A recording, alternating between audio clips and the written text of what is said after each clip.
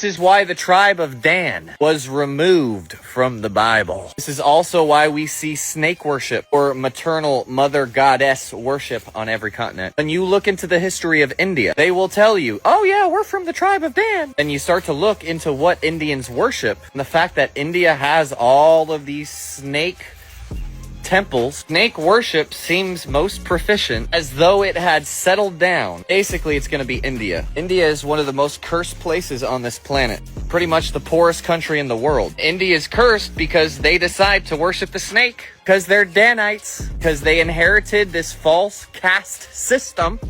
Goes back to Dan. How do you think Dan was cursed? Taken out of the book. Can't even be part of my 12 tribes, Dan. Because you decide to worship the snake. You prefer the mother goddess worship. Let's just go ahead and put it modern day. You prefer Pachumama worship over me, thus saith the Lord. This is also how we can tell who is who. Are you a saint or do you worship the snake? Two kinds of people. Do you honor the Lord in heaven or do you honor the snake? Do you worship yourself? Because that's all snake worship is. Again, this is why Dan was cursed and damned.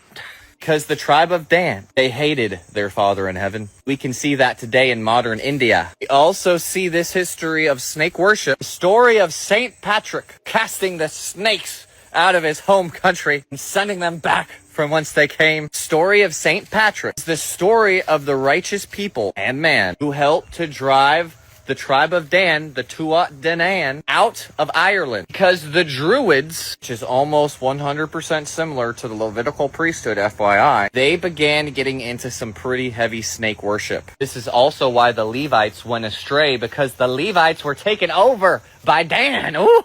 This is a very long, heavy study. Remember that Ireland and Scotland equals the land of the scholars, the land of the priests, the land of Levi.